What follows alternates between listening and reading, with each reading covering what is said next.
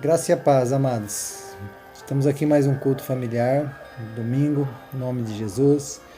Que Deus abençoe toda a família da Igreja Nacional Yahvé Shammah, que o sangue do Cordeiro esteja sobre a vida de cada um, em nome de Jesus Cristo. Aqueles que têm nos acompanhado também, que Deus abençoe a tua família, em nome de Jesus. Antes de nós iniciarmos esse culto, eu gostaria de dizer que sou muito grato a Deus pela vida de cada um, cada membro da nossa igreja, porque eles entenderam o chamado, aqueles que contribuíram, aqueles que já fizeram, né, a contribuição da sua fidelidade com Deus. Então Deus seja louvado por isso, em nome de Jesus Cristo. Nós sabemos que Deus ele não nos desampara, que Deus não nos abandona, e eu louvo a Deus pela tua vida, meu amado, pela vida da igreja, pela vida de cada irmão que se dispôs, né, a passar na igreja e a cumprir com a sua fidelidade, em nome de Jesus. Amém? Quero falar hoje sobre conhecer e entender o propósito de Deus. Nosso texto base está lá no livro de Josué, que diz o seguinte, Josué 1,9 diz o seguinte: Não te mandei eu? Esforça-te e tem bom ânimo. Não temas nem te espante, porque o Senhor teu Deus é contigo, por onde quer que andares. Amém?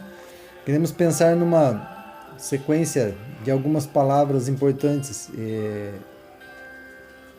chegamos à conclusão de como conhecer e entender o propósito de Deus. Então, como conhecer e entender o propósito de Deus? Então, as palavras propósito, conhecimento e entendimento. Então, nós precisamos saber qual é o propósito, nós precisamos ter conhecimento, precisamos ter entendimento. O primeiro deles é propósito. Deus tem um propósito para cada um de nós. Amém? Então, Deus tem um propósito para a tua vida, há um propósito geral e há propósitos específicos. Então, existem propósitos que são de forma gerais na nossa vida, que são comuns à nossa vida, ou aqueles que são geral, ou seja, serve para todo mundo, ou específico, ou alguma coisa muito particular de cada um. Por exemplo, a palavra de Deus lá em 1 Timóteo, capítulo 2, 1 Timóteo 2,4, diz que Deus deseja que todos sejamos salvos. Então, isso é um propósito geral, então um propósito de Deus para a vida de cada um, né, que habita nessa terra, de que todos eles sejam salvos. Então isso é um propósito geral. Um propósito, mas há propósitos específicos para cada um de nós, da parte de Deus. Que nos casemos, que tenhamos prosperidade, que tenhamos saúde e por aí vai. Então são vários propósitos, né, de cunho geral, onde Deus nos dá uma ordem, nos dá um mandamento, nos dá um ensinamento, mas também os específicos, que Deus também nos ensina, Deus nos aconselha e Deus nos mostra, né, o que fazer com esses propósitos específicos. Então todavia, para que os propósitos particulares de Deus venham a ser realizados na nossa vida, nós temos que entender que nós temos que cumprir a nossa parte, né? E aí entra dois fatores, né, decisivos nessa decisão. Um é a vontade. É eu ter vontade de fazer, é eu ter vontade de agir, é eu ter vontade de conquistar, é eu ter vontade de buscar um propósito específico na minha vida. E a segunda coisa é o livre-arbítrio, ou seja, você é livre para fazer aquilo que você quer, né? Então, vontade é a capacidade através da qual tomamos posição frente ao que nos aparece. Então, aquilo que vem à nossa frente, aquilo que aparece à nossa frente, a vontade é a capacidade de que nós nos posicionamos a respeito daquilo. Diante de um fato, podemos desejá-lo ou rejeitá-lo. Então, algo que é nos apresentado, nós podemos aceitar ou não aceitar. Ante um pensamento, podemos afirmá-lo ou negá-lo, ou suspender o juízo. Então, se um pensamento me vem à mente, eu tenho, né, que ter vontade de afirmá-lo ou negá-lo, de aceitá-lo ou não aceitá-lo. Amém? O livre-arbítrio é a decisão da vontade. Então, eu tenho vontade, mas o livre-arbítrio é a decisão da minha vontade. Então, eu tenho vontade de fazer algo. E aí o livre-arbítrio, ele é a decisão da vontade e o exercício desse livre-arbítrio que pode nos levar a não ao propósito de Deus.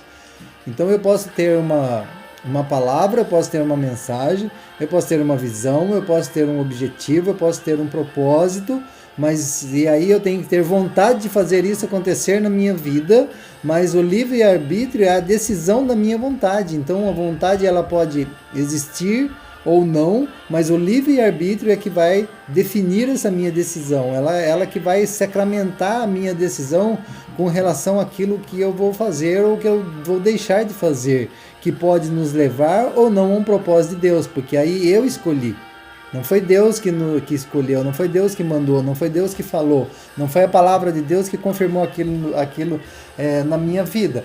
Mas aí eu posso levar isso ao propósito de Deus ou não, decidir, falar assim, não, vou levar a Deus e vou ver o que Deus fala sobre isso, o que a palavra de Deus nos ensina sobre isso, ou simplesmente tomar uma decisão e fazer. A pergunta que surge é como fazer para não errar? Então, será que eu estou fazendo certo? Será que eu estou fazendo só a minha vontade? Ou estou fazendo a vontade do Senhor? Aí entra a segunda palavra, que é conhecimento. Está registrado na palavra de Deus, no livro de Oséias, capítulo 4, versículo 6, o seguinte: o meu povo foi destruído porque lhe faltou conhecimento, porque tu rejeitaste o conhecimento, também eu te rejeitarei, para que não seja sacerdote diante de mim. E visto que te esqueceste da lei do teu Deus, também eu esquecerei dos teus filhos. Então, o profeta Oséias, ele traz uma mensagem e fala assim que o povo foi destruído por falta de conhecimento. E hoje não é diferente, amado. O povo ele é destruído por falta de conhecimento, por não conhecer a vontade de Deus, por não conhecer a palavra de Deus, por não conhecer os propósitos de Deus. Então, ele diz aqui, porque você rejeitou, eu também vou te rejeitar. Então, se nós não aceitarmos esse conhecimento que vem da parte de Deus, essa falta de conhecimento é o que destrói o homem. A luz do fim do túnel aparece, e aí precisamos de conhecimento, e esse somente na lei do Senhor temos que buscar conhecimento. Então, às vezes nós olhamos e vemos uma situação e vemos, não, essa é a solução do meu problema, essa é a solução da luta que eu estou passando, da tribulação que eu estou passando, da minha caminhada, mas de repente eu vejo uma luz no fundo do túnel, no fim do túnel, mas essa luz talvez ela não esteja sacramentada dentro do conhecimento de Deus, porque o nosso conhecimento, ou a falta do conhecimento é que destrói um homem. O salmista, no Salmo 1, verso 3, ele diz assim, olha, bem-aventurado o homem que não anda segundo o conselho dos ímpios, nem se detém no caminho dos pecadores, nem se assenta à roda dos escarnecedores. Antes tem o seu prazer na lei do Senhor, e na sua lei medita de dia e de noite. Ele é como árvore plantada junto à corrente de rios, que no devido tempo dá o seu fruto, cuja folhagem não murcha, e tudo quanto ele fizer será bem sucedido. Amém? Então olha só, a palavra de Deus diz que bem-aventurado é o homem que não anda no conselho dos ímpios, que não se assenta no meio dos pecadores, que não se assenta no meio dos escarnecedores, mas antes ele tem prazer na lei do Senhor. Isso não quer dizer que você não tenha convívio com pessoas que talvez não professem a mesma fé que você, não é isso. Você pode estar, sim, com pessoas que não professam a mesma fé, que não creem da mesma maneira que você crê, mas isso não indifere você de outras pessoas, porque a decisão, o conhecimento e a decisão é sua. Então você tem que decidir, eu vou ou não vou, eu vou fazer ou não vou fazer, eu vou entender ou não vou entender, ou não vou aceitar esse entendimento. Então a lei do Senhor, ela diz o seguinte: medita nela dia e noite, medita na palavra de Deus, e é ela que vai nos dar vida, porque é como a árvore plantada junto ao ribeiro aqui, a sua folha não murcha, e tudo quando ele faz será bem sucedido. Então tudo aquilo que você fizer, amado, debaixo da vontade de Deus, tudo aquilo que você fizer debaixo da graça de Deus, tudo aquilo que você fizer debaixo da palavra de Deus, não tem como dar errado, amado, não tem como dar errado, tem que só dar certo. E a terceira palavra é entendimento. Entendimento é administrar o conhecimento. Então você já teve lá o seu conhecimento, agora você tem que administrar esse conhecimento. A palavra de Deus, ela nos traz uma advertência no Salmo 32:9, que diz assim: para não sermos como um cavalo ou uma mula sem entendimento. Então ele nos chama a atenção e fala assim: não, você precisa de entendimento. Falta de entendimento nos leva longe do propósito de Deus. Eu posso ter conhecimento, eu posso ter vontade, eu tenho meu livre-arbítrio, Mas o entendimento, ele é fundamental na minha vida, porque eu preciso entender qual é o plano de Deus, eu preciso entender tudo aquilo que está passando na minha vida, eu preciso entender por que eu estou passando por essa situação, por que Deus está permitindo que eu passe por essa situação, né? Então nós temos que ter esse entendimento, porque essa falta de entendimento, ela vai nos levar para longe de Deus, porque os meus pensamentos não é igual ao pensamento de Deus, e o pensamento de Deus não é igual ao meu pensamento, então nós precisamos entender isso. E onde buscar esse entendimento? No Espírito Santo. O Espírito Santo de Deus é aquele que nos consola, aquele que nos, né, traz uma palavra de alento, aquele que nos traz um tempo, né, de entendimento, né, da palavra de Deus, porque só o Espírito Santo, amado, é capaz de trazer entendimento da palavra de Deus sobre a sua vida. Você pode ler, reler, você pode estudar, você pode se formar como um grande teólogo, mas se você não depender do Espírito Santo de Deus para entender, né, tudo aquilo que está acontecendo na tua vida, você não vai te ajudar em muitas coisas. Então, João 14, versículo 25, 26 diz o seguinte: isto vos tenho dito, estando ainda convosco. Né? Então, Jesus estava junto com os seus discípulos e ele falou: ainda tenho dito isso, mas o Consolador, o Espírito Santo, a quem o Pai enviará em meu nome, ele vos ensinará todas as coisas e vos fará lembrar de tudo o que vos tenho dito. Então Jesus, ele fala assim: ó, eu vou partir, estou partindo, mas eu vou mandar alguém que vai te lembrar. Vai aquele que vai falar lá dentro da sua alma, sabe? Vai conversar com você todos os dias. Se você der liberdade para ele, ele vai falar com você todos os dias e ele vai te trazer entendimento de tudo aquilo que eu estou dizendo hoje para vocês, tudo aquilo que eu estou ensinando hoje. O Espírito Santo é que vai trazer entendimento, vai fazer lembrar você de tudo aquilo que você já viu. Então, quando você medita na palavra, lê a palavra de Deus, guarda no seu coração, em algum momento você precisar dessa palavra, é o Espírito Santo que vai te lembrar, meu amado. É o Espírito Santo que vai trazer a revelação no teu coração, né, para um melhor entendimento.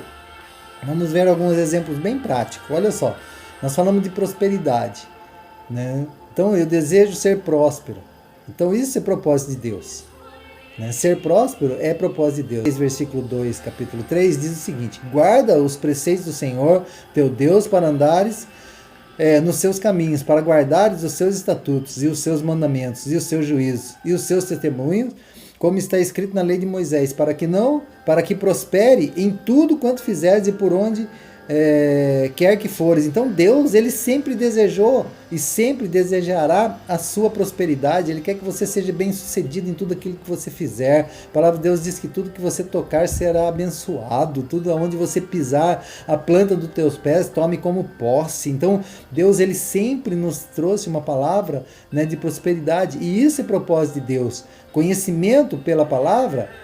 Como que eu vou adquirir prosperidade? Pelo conhecimento da palavra, que é o quê? Que é dizimar, que é entregar suas primícias, que é semear no reino dos céus, no reino de Deus. Então, isso tudo é entendimento de como e tomar a decisão certa, né, da palavra. Então, né, isso é algo, né, do propósito de Deus. Saúde, a maior luta do ser humano, e hoje nós vivemos isso, é não ficar doente. E saúde é propósito de Deus. João, né, terceira carta ao João, né, 3 João 2, diz assim: amado, acima de tudo, faço votos por tua prosperidade e saúde, assim como é próspera a tua alma. Então, né, a carta a João, né, a terceira carta de João, ela diz o seguinte: olha, eu faço próspero, eu faço votos da sua prosperidade e da sua saúde. Eu quero que você esteja bem, né? Não só na sua prosperidade, mas na sua vida física. Conhecimento da palavra de Deus. Então vamos lá, Provérbios capítulo 3, versículo 7 e versículo 8.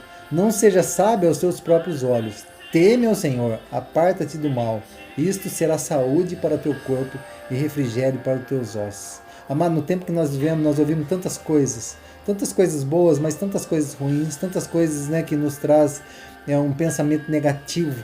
E a palavra de Deus, ele diz assim: olha, não seja, né, sábio nos seus próprios olhos. Sabe por quê? Porque nós olhamos uma live, nós assistimos um vídeo, nós vemos uma reportagem, nós vemos uma situação, né, a situação que estamos passando no nosso país, e aí os nossos olhos, né, nós não podemos ser sábios aos nossos olhos, mas ele diz assim: apenas teme ao Senhor e aparta daquilo que não é bom, amado. Nós compartilhamos coisas na internet, né, e nas mídias sociais aí, que nós nem sabemos qual é a fonte, nem sabemos quem que escreveu, nem sabemos por que escreveu, nem sabemos qual é o intuito de quem escreveu aquilo, e aí nós divulgamos isso como se fosse verdade, amado, e muitas vezes não é verdade, às vezes é mentira, às vezes é um fake, né, como se diz hoje. Então, tome cuidado com isso, aparta-se do mal, isso é saúde para o teu corpo, amado. Quanto mais coisas boas você colocar dentro da tua mente, dentro do teu coração, dentro do teu espírito, dentro da tua alma, você vai ter saúde. Mas quanto mais lixo você trouxer para dentro da tua casa, mais a casa vai ficar abarrotada de problemas e de dificuldades. E a casa é você. Então não traga lixo para dentro de você. Deixa o lixo lá fora, deixa as pessoas se debaterem lá fora, mas não entra nessa, não entra nesse caminho que é um caminho muito difícil. O entendimento de tudo isso é que apartar-se do mal, dos vícios, da prostituição, do excesso de alimento, né, cuidar bem do seu corpo, então isso traz saúde, isso é da parte de Deus, né? A grande verdade é que além dessa luta que temos dentro de nós, né, mesmo entre o entendimento e o conhecimento, que é chamada a nossa luta da carne. Então temos, né, o inimigo de Deus, que quer nos tirar do propósito de Deus. Então a nossa carne ela sempre vai tendenciar talvez para longe de Deus, para longe do propósito de Deus. E é para isso que ele usa caminhos alternativos.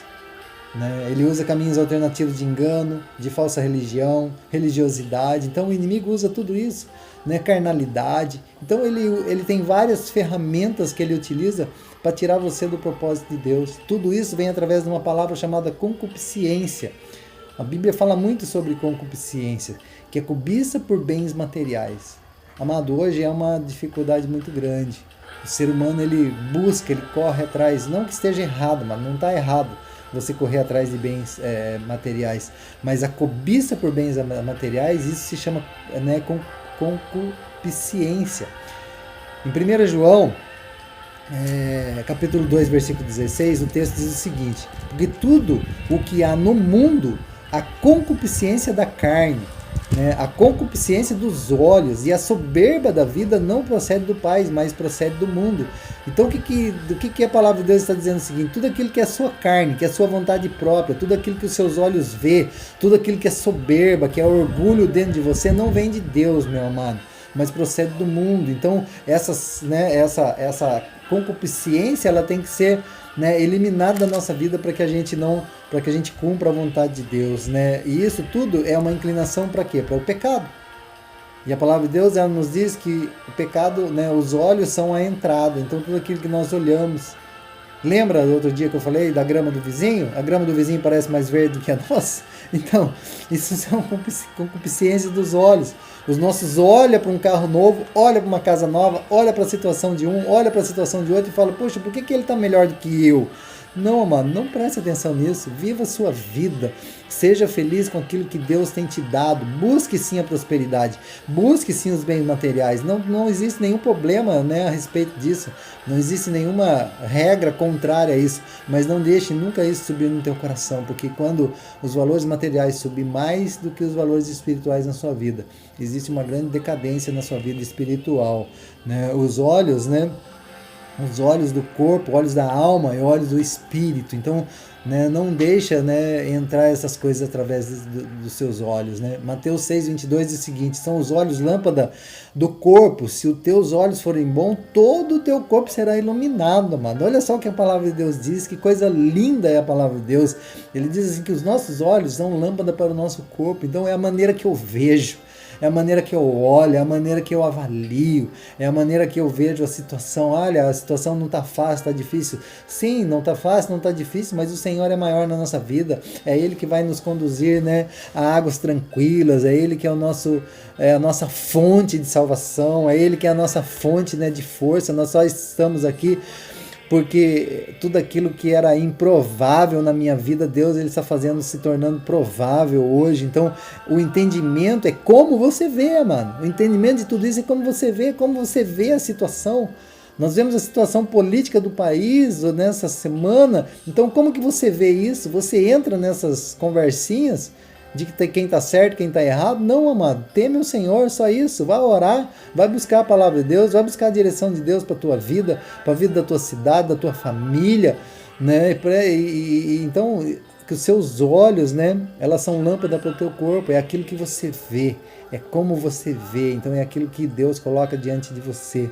Gênesis capítulo 3, versículo 6, lá no início diz o seguinte, olha, vendo a mulher que a árvore era boa, né, para se comer, agradável aos olhos, olha só, está falando de Eva, agradável aos olhos, a árvore desejável para dar entendimento.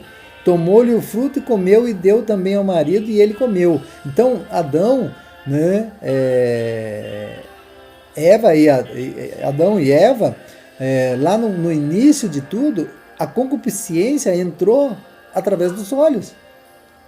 O inimigo, a serpente, falou assim, olha, a árvore é boa, ela vai te dar entendimento. E aí, através dos olhos, ela viu que a árvore tinha um fruto bom, um fruto, né, bonito. E aí isso foi que levou eles a cometerem o primeiro pecado. Abriram-se então os olhos de ambos, e percebendo que estavam nus, cozeram folhas de figueira e fizeram cinta para si. Olha só, imediatamente, Amanda, ao momento que os olhos, né, que através do que eles estavam vendo, fez com que entrasse dentro do seu coração a cobiça de entendimento, a busca de um entendimento fora da vontade de Deus, porque Deus havia falado para eles, não coma do fruto desta árvore, do resto do jardim você tem tudo, você não precisa de mais nada, mas a nossa concupiscência, sabe, o nosso desejo carnal de querer sempre mais, amado, de querer sempre estar por cima de todas as situações e todas as coisas, fez com que Eva cometesse, e Adão também cometesse, o primeiro pecado. E aí a palavra de Deus diz que os olhos deles se abriram, e aí eles viram que estavam nus, mas nunca, ninguém havia falado, Deus não havia falado para eles que eles estavam nus, porque havia inocência no coração, havia temor no coração, havia, né, uma dependência de Deus dentro do seu coração. Mas quando tudo isso saiu, ele viu e falou assim, nós estamos numa situação difícil aqui, estamos nus, né? E hoje o ser humano, ele anda nu, mano, nu espiritualmente, falta de entendimento, falta de conhecimento, falta de propósito. Eles foram criados com os mesmos olhos de Deus. A palavra de Deus diz que Deus criou Adão e Eva segundo a sua vontade. Então ele foi criado com os mesmos olhos de Deus. E Deus só via tudo que era bom, tudo aquilo que Deus fazia. Gênesis 1, capítulo 31 diz assim, viu Deus que tudo quando fizera, e eis que era muito bom. Então os olhos de Deus, tudo que ele fez era perfeito. E tudo que ele faz é perfeito, meu amado. Tudo aquilo que Deus faz na tua vida é perfeito. Os olhos de Deus nunca serão olhos para o mal, mas olhos para o bem. Então, mas o pecado abriu os olhos do homem. E isto trouxe a concupiscência, a tendência ao pecado por natureza e por influência. Essa abertura dos olhos trouxe cegueira espiritual. Isto é, fechou seu entendimento. Então eles perderam o entendimento. Ali acabou o entendimento. Eles tinham conhecimento, tinham vontade, e a partir dali tinham o livre-arbítrio, porque Deus nunca ressarciu ninguém do seu livre-arbítrio. Mas a cegueira espiritual fechou seu entendimento. Então eles pararam de ter entendimento daquilo que Deus estava falando, para que o conhecimento seja por engano, né, e nos tire do propósito de Deus. Então quando o nosso entendimento ele é fechado, mano, é exatamente para que o engano entre na nossa vida e tire a gente do foco da vontade de Deus. Concluindo, o nosso único caminho de vitória para realizarmos o propósito de Deus será começarmos de trás para frente, ganhar uma nova percepção, né, da vida espiritual. É voltarmos a ter o entendimento do conhecimento dos propósitos de Deus para as nossas vidas. Ou seja, voltando ao primeiro amor. E aí nós falamos assim, então eu tenho que voltar lá em Gênesis? Não, nós vamos lá para Apocalipse. O último livro da Bíblia. Apocalipse 13:18 diz assim, olha, aconselho-te que de mim compre ouros refinado no fogo, para que te enriqueça, vestiduras brancas para te vestires, a fim de que não seja manifesta a vergonha da tua nudez, e colírio para ungir os olhos, a fim de que veja. Então olha só, Apocalipse está dizendo assim, olha, compre de mim, compre de quem? De Deus, ouro refinado, para que você tenha ouro, mas que você não se torne rico, mas não rico nos seus bens materiais, rico lá dentro do seu egoísmo, sabe, do seu orgulho, suas vestes brancas, né, para que você vista vestes brancas novamente, para que você tire as vestes que estão manchadas pelo pecado, a fim de que seja manifesta, né, para que assim que não seja manifesta a tua vergonha e a tua nudez, ou seja, Deus está, né, dando uma nova oportunidade de nos cobrirmos de novo e tamparmos a nossa nudez, e colírio para ungir o que? Os nossos olhos, né, a fim de que vejas. Olha que é interessante que ele fala assim, use o colírio, né, de Deus para que você veja. Não é para você não ver, é para você ver. Mas você ver o quê? A vontade soberana de Deus. E depois em 1 Pedro, capítulo 2, versículo 9, diz assim: porque vós sois geração eleita, mano, sacerdócio real. Você é nação santa, é um povo adquirido, para que anuncieis as virtudes daquele que vos chamou das trevas para a maravilhosa luz. Então, Deus, ele te tirou das trevas, ele quer te tirar das trevas nessa noite, amém? Ele quer tirar você dessas trevas que vem enegrecendo o nosso país, o mundo todo, através de todas as coisas que estão acontecendo. Mas Deus, ele está falando assim: olha, você é nação santa, você é um povo adquirido, você é um sacerdócio real, para que você anuncie as virtudes daquele que te chamou, aquele que te tirou das trevas, para que você veja a luz, porque o Senhor teu Deus é contigo, por onde quer que andares. É a nossa palavra lá de Josué: olha, o Senhor é contigo por onde quer que andares. Esforça-te, tem bom ânimo, não tenha medo e nem se espante, porque o Senhor Deus é contigo, em nome de Jesus Cristo. Amém? Que Deus possa te abençoar, em nome de Jesus, que essa palavra sirva de fortalecimento, de entendimento, de sabedoria, para que você busque o propósito de Deus com entendimento e com conhecimento e com entendimento, né, da vontade de Deus soberana sobre a tua vida, em nome de Jesus Cristo. Amém? Quero orar com você, em nome de Jesus. Amém? Pai, em nome de Jesus Cristo, Senhor Deus, que a tua misericórdia, Senhor Deus, esteja sobre nossas vidas, sobre toda a vida da terra, Pai, todo o povo da terra, Senhor Deus, que essa situação ela cesse, Senhor Deus, e que o espírito, Senhor Deus, de morte seja repreendido em nome de Jesus Cristo, que nenhuma praga atinja o nosso lar, ó Pai, assim como diz a tua palavra, que praga nenhuma chegará à nossa tenda, Senhor Deus, que a bondade do Senhor seja em nossas vidas, Pai, através do sangue do Cordeiro que já foi derramado na cruz do Calvário, ó Pai, porque a tua palavra diz que aqueles que habitam no teu esconderijo, aqueles que vivem dias após dias da sua misericórdia, Pai, não possamos descansar, Senhor Deus, ou que a gente possa descansar, ó Pai, à sombra do Onipotente, ó Pai. Não há abrigo seguro, Senhor Deus, com proteção melhor do que a tua própria sombra, Pai. É o Senhor que nos dá descanso, é o Senhor que nos livra, nos guarda, Senhor Deus, e sabemos que o Senhor age no momento certo e no tempo certo, Pai. Em nome de Jesus Cristo, os teus planos e os teus propósitos não foram destruídos, Pai. E queremos declarar aqui, Pai, aquilo que acontece na igreja, os nossos cultos que hoje não estão acontecendo na igreja, Pai, porque existe uma ordem, existe um comando, Senhor Deus, e nós estamos obedecendo esse comando, Senhor Deus. Estamos obedecendo essa ordem dos nossos governadores, porque somos sujeitos, Senhor Deus, às autoridades, assim como diz a tua palavra, Pai. Em nome de Jesus Cristo, Senhor Deus, somos responsáveis, somos conhecedores dos riscos, ó Pai, em nome de Jesus. Por isso nos resolvemos, Senhor Deus, e decidimos, Senhor Deus, estarmos nas nossas casas, ó Pai, mas nós sabemos que esse é um tempo do Senhor para a nossa vida, Pai. Nós queremos sair dessa situação melhor. Deus, tenha misericórdia, Senhor Deus, da minha vida, da minha família, da família nacional e Yahvé chamada, da tua igreja, Pai, de todas as igrejas da terra, de todas as pessoas, Senhor Deus, desta terra, Pai, em nome de Jesus Cristo, de todas as famílias, ó Pai, em nome de Jesus Cristo, Senhor Deus, nós clamamos a Ti, ó Pai, no nome de Jesus Cristo, Senhor Deus, porque o Senhor é aquele que nos escolheu, Senhor Deus, no meio do deserto, Senhor Deus, para anunciar as boas novas, Senhor Deus, a Tua palavra, Pai. Em nome de Jesus Cristo, Senhor Deus, agradecemos a Ti, ó Pai, no nome de Jesus. Amém, glória a Deus, Deus abençoe a tua vida, que Deus, né, que o sangue do Cordeiro seja vertido sobre a tua vida, em nome de Jesus Cristo. Só quero te chamar, né, te dar mais um recado, né, no próximo domingo é ceia do Senhor. E nós vamos fazer a ceia em casa, em nome de Jesus Cristo. E eu quero ativar a sua fé para algo maior. Então aguarde a palavra de domingo.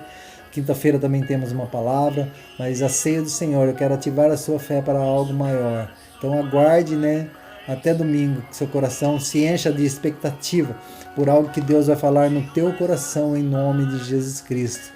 Amém? E mantemos aqui em quarentena ainda, até as decisões serem tomadas, até termos certeza que estamos seguros, em nome de Jesus Cristo, Senhor Deus, para que a gente possa ter um culto abençoado. Estamos morrendo de saudade de vocês, né, de estar junto, de abraçar, de cumprimentar, mas o tempo é um tempo de Deus, e eu louvo a Deus por tudo isso, em nome de Jesus Cristo. Então que Deus esteja contigo, que a graça do Senhor Jesus Cristo, né, esteja sobre a tua vida, em nome de Jesus.